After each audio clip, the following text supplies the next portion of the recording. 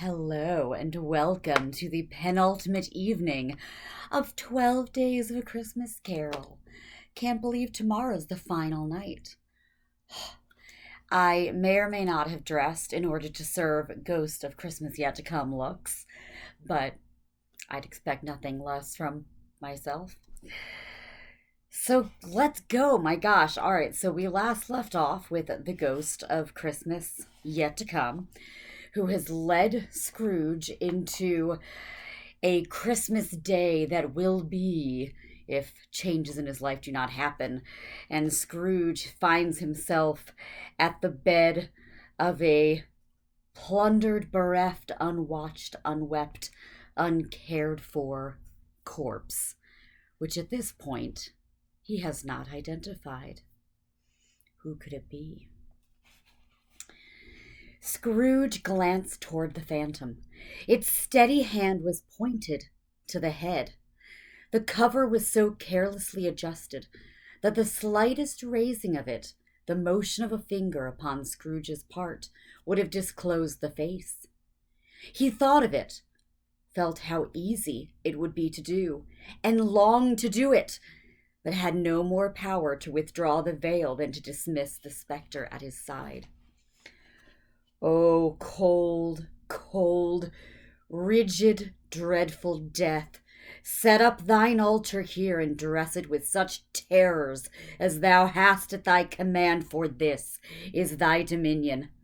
But of the loved, revered, and honored head, thou canst not turn one hair to thy dread purposes, or make one feature odious. It is not that the hand is heavy and will fall down when released. It is not that the heart and pulse are still, but that the hand was open, generous, and true, the heart brave, warm, and tender, and the pulse a man's. Strike, shadow, strike, and see his good deeds springing from the wound to sow the world with life immortal. No voice pronounced these words in Scrooge's ears, and yet he heard them when he looked upon the bed. He thought, if this man could be raised up now, what would be his foremost thoughts? Avarice, hard dealing, griping, cares? They have brought him to a rich end, truly. He lay in a dark, empty house with not a man, a woman, or a child to say he was kind to me in this or that, and for the memory of one kind word I will be kind to him. A cat was tearing at the door, and there was a sound of gnawing rats beneath the hearthstone. What they wanted in the room of death, and why they were so restless and disturbed, Scrooge did not dare think. "Spirit," he said, "this is a fearful place. In leaving it I shall not leave its lesson, trust me. Let us go." Still the ghost pointed with an unmoved finger to the head. "I understand you," Scrooge returned, "and I would do it if I could, but I have not the power, Spirit. I have not the power." Again it seemed to look upon him. "If there is any person in the town who feels emotion caused by this man's death," said Scrooge, quite agonized, "show that person to me. Spirit, I beseech you." The phantom spread its dark robe before him for a moment, like a wing, and withdrawing it, revealed a room by daylight where a mother and her children were. She was expecting someone, and with anxious eagerness, for she walked up and down the room, started at every sound, looked out from the window, glanced at the clock, tried, but in vain, to work with her needle, and could hardly bear the voices of her children in their play. At length the long-expected knock was heard. She hurried to the door and met her husband, a man whose face was careworn and depressed, though he was young. There was a remarkable expression in it now, a kind of serious delight of which he felt ashamed, and which he struggled to repress. He sat down to the dinner that had been hoarding for him by the fire, and when she asked him faintly what news, which was not until after a long silence, he appeared embarrassed how to answer. "Is it good?" she said, "or bad?" to help him. "Bad," he answered. "We are quite ruined." "No, there's hope yet, Caroline." "If he relents," she said, amazed, "there is. Nothing is past hope if such a miracle has happened." "He is past relenting," said her husband. "He is dead." She was a mild and patient creature if her face spoke truth, but she was thankful in her soul to hear it, and she said so with clasped hands. She prayed forgiveness the next moment and was sorry, but the first was the emotion of her heart. "What the half-drunken woman whom I told you of last night said to me when I tried to see him and obtain a week's delay, and what I thought was a mere excuse to avoid me, turns out to have been quite true. He was not only ill, but dying then."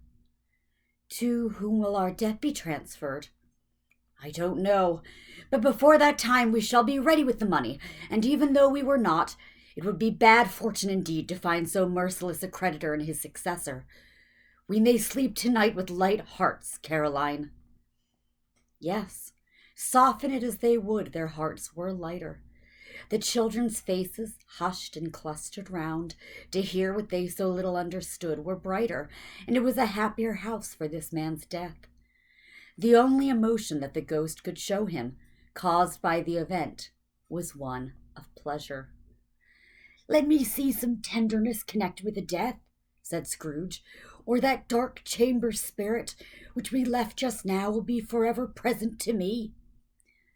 The ghost conducted him through several streets familiar to his feet, and as they went along, Scrooge looked here and there to find himself, but nowhere was he to be seen.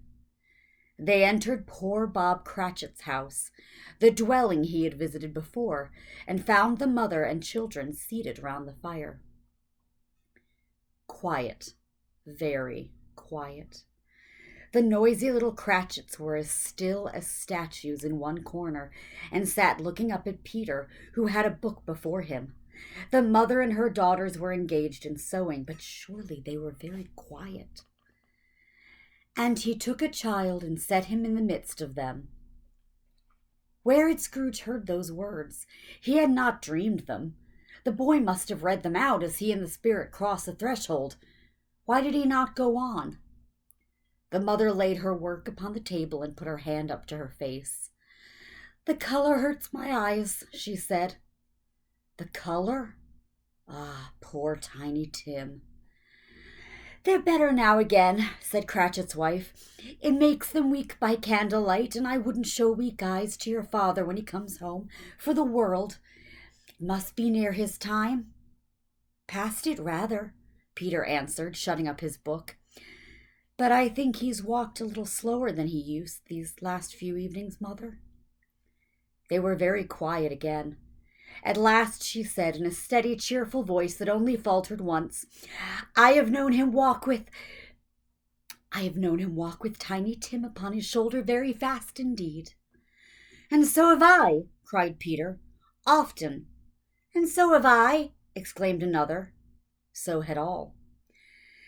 "But he was very light to carry," she resumed, intent upon her work, "and his father loved him so that it was no trouble. No trouble. And there's your father at the door." She hurried out to meet him, and little Bob and his comforter, he had need of it, poor fellow, came in. His tea was ready for him on the hob, and they all tried who should help him to it most. Then the two young Cratchits got upon his knees and laid each child a little cheek against his face, as if they said, "Don't mind it, father, don't be grieved." Bob was very cheerful with them and spoke pleasantly to all the family. He looked at the work upon the table and praised the industry and speed of Mrs. Cratchit and the girls. They'd be done long before Sunday, he said. "Sunday? You went today then, Robert?" said his wife. "Yes, my dear," returned Bob. "I wish you could have gone. It would have done you good to see how green a place it is. But you'll see it often. I promised him that I would walk there on a Sunday." "My little child!" cried Bob. "My little child!" He broke down all at once. He couldn't help it. If he could have helped it, he and his child would have been farther apart, perhaps, than they were. He left the room and went upstairs into the room above, which was lighted cheerfully and hung with Christmas. There was a chair set close beside the child, and there were signs of someone having been there lately. Poor Bob sat down in it, and when he had thought a little and composed himself, he kissed the little face. He was reconciled to what had happened, and went down again quite happy. They drew about the fire and talked, the girls and mother working still. Bob told them of the extraordinary kindness of Mr. Scrooge's nephew, whom he had scarcely seen but once, and who, meeting him in the street that day and seeing that he looked just a little down, you know, said Bob, inquired what had happened to distress him. On which, said Bob, for he's the pleasantest spoken gentleman you ever heard, I told him. I'm heartily sorry for it, Mr. Cratchit, he said, and heartily sorry for it, for your good wife. By the by, how he ever knew that, I don't know. Knew what, my dear? Why, that you were a good wife, replied Bob. Everybody knows that, said Peter. Very well observed, my boy, cried Bob. I hope they do. Heartily sorry, he said, for your good wife. If I can be of service to you in any way, he said, giving me his card, that's where I live. Pray come to me. Now it wasn't, cried Bob, for the sake of anything he might be able to do for us, so much as for his kind way, that this was quite delightful. It really seemed as if he had known our Tiny Tim and felt with us. I'm sure he's a good soul, said Mrs. Cratchit. You would be sure of it, my dear, returned Bob, if you saw and spoke to him. I shouldn't be at all surprised, mark what I say, if he got Peter a better situation. Only hear that, Peter, said Mrs. Cratchit. And then, cried one of the girls, Peter will be keeping company with someone and setting up for himself. Get along with you, retorted Peter, grinning. It's just as likely as not, said Bob, one of these days, though there's plenty of time for that, my dear. But however and whenever we part from one another, I'm sure we shall none of us forget poor Tiny Tim, shall we? Or this first parting that there was among us? Never, father, cried they all. And I know, said Bob, I know, my dears, that when we recollect how patient and how mild he was, although he was a little child, we shall not quarrel easily among ourselves and forget poor Tiny Tim in doing it. No, never, father, they all cried again. I'm very happy, said little Bob. I'm very happy. Mrs. Cratchit kissed him. His daughters kissed him. The two young Cratchits kissed him, and Peter and himself shook hands. Spirit of Tiny Tim, thy childish essence was from God. Spectre, said Scrooge, something informs me that our parting moment is at hand. I know it, but I know not how. Tell me what man that was whom we saw lying dead. The ghost of Christmas yet to come conveyed him, as before, though at a different time, he thought. Indeed, there seemed no order in these latter visions, save that they were in the future, into the resorts of business men, but showed him not himself. Indeed, the spirit did not stay for anything, but went straight on as to the end just now desired, until besought by Scrooge to tarry for a moment. This court, said Scrooge, through which we hurry now is where my place of occupation is, and has been for a length of time. I see the house. Let me behold it I shall be in days to come. The spirit stopped. The hand was pointed elsewhere. The house is yonder, Scrooge exclaimed. Why do you point away? The inexorable finger underwent no change. Scrooge hastened to the window of his office and looked in. It was an office still, but not his. The furniture was not the same, and the figure in the chair was not himself. The phantom pointed, as before. He joined it once again, and wondering why and whither he had gone, accompanied it until they reached an iron gate. He paused to look round before entering. A churchyard. Here, then, the wretched man whose name he had now to learn lay underneath the ground. It was a worthy place, walled in by houses, overrun by grass and weeds, the growth of vegetation's death, not life, choked up with too much burying, fat with repleted appetite. A worthy place. The spirit stood among the graves and pointed down to one. He advanced toward it, trembling. The phantom was exactly as it had been, but he dreaded that he saw new meaning in its solemn shape. "Before I draw nearer to that stone to which you point," said Scrooge, "answer me one question. Are these the shadows of the things that will be, or are they shadows of the things that may be only?" Still the ghost pointed downward to the grave by which it stood. "Men's courses will foreshadow certain ends, to which, if persevered in, they must lead," said Scrooge. "But if the courses be departed from, the ends will change. Say it is thus, with which you show me." The spirit was immovable as ever. Scrooge crept toward it, trembling as he went, and following the finger, read upon the stone of the neglected grave his own name, Ebenezer Scrooge. "Am I that man who lay upon the bed?" he cried upon his knees. The finger pointed from the grave to him and back again. "No, spirit! Oh, no, no!" The finger was still there. "Spirit," he cried, tight clutching at its robe, "hear me! I'm not the man I was. I will not be the man I must have been but for this intercourse. Why show me this if I'm past all hope?" For the first time, the hand appeared to shake. "Good spirit," he pursued, as down upon the ground he fell before it, "your nature intercedes for me and pities me. Assure me that I yet may change these shadows you've shown me by an altered life." The kind hand trembled. "I will honor Christmas in my heart and try to keep it all the year. I'll live in the past, present, and the future. The spirits of all three shall strive within me.